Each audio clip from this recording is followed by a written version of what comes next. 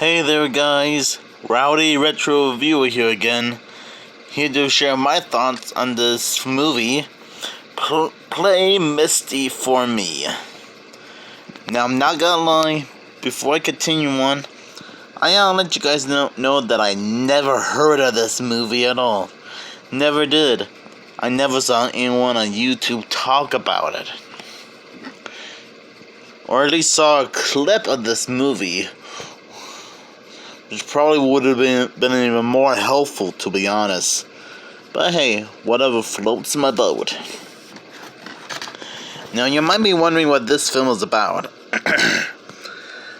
Clint Eastwood made his directorial debut in this contemporary thriller, which has become one of the star's most acclaimed and suspenseful features.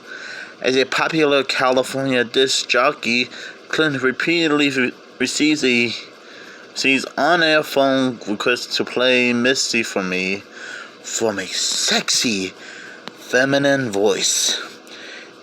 Interrogated by the caller, he soon meets the fetching fan in his favorite night spot, and the two have an affair. But when he wants to end the short-lived relationship, Walter only becomes more infatuated with him and violent towards his girlfriend. Quite suddenly, Eastwood's life and love became a target for this psychotic, increasingly deadly companion of terror. Beautifully photographed on location in the star's famed hometown of Carmel, California, Play Misty for Me continues to inspire sorry for the stutters. Play Misty for Me continues to inspire modern-day thrillers years after its original release. Now, I'm not gonna lie, this was one wild movie. I keep getting surprised a few times, again and again. And it's like watching a horror movie or something. I mean, sure, if you guys seen this movie before, you might be thinking, oh, it's probably wasn't intended to be a horror movie, which you are right, but it might as well be. So what do I think of this film? I actually like it. It's like one of those movies that I can get used to rewatching over and over again.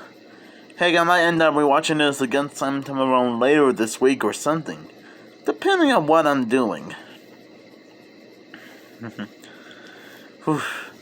And I sure kept getting jump scared a few times before. And and I'm not gonna lie, I wasn't really familiar with Clint Eastwood growing up. I mean, the only time I was aware about Clint Eastwood was him being referenced in Back to the Future Part 3 a few times. I think modern day Clint Eastwood appeared in the basketball event of the crowd scene of Space Jam 2 New Legacy, and yeah, I think that's pretty much it, I guess. So I think this is the only piece of Clint Eastwood movie merchandise I own. So yeah, I actually think I totally recommend this movie for anyone who hasn't even seen or heard of this. I mean, I know I never heard of this movie, but then for me to watch it for the first time, like I did today. So yeah, I highly recommend this film, and it's kind of like It's kind of like watching a slasher movie. No, it's kind of like watching Friday the 13th before Friday the 13th even become a thing. You know? Or Sleepaway Camp. Even though those films came out several years after Play Misty for Me did. Because this film came out in 1971. That's right.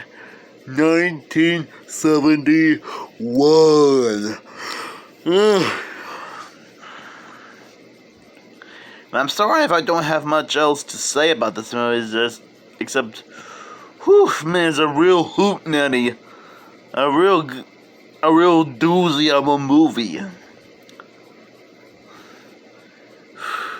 And there were a lot of action and suspense, mainly towards the grand finale where he finally gets to stand up against this lunatic fan of his. But anyways, thank you guys for watching this review of Play Misty for Me, and I'm sorry if I still don't have much to say about this movie. But if you guys still want to check it out, please go right ahead. I'm sure you can find a copy of this, VHS copy of this film at a random thrift store, or if this film is out on DVD, you can probably find it somewhere in Target, Walmart, or order it from Amazon. Hey, it's fine by me.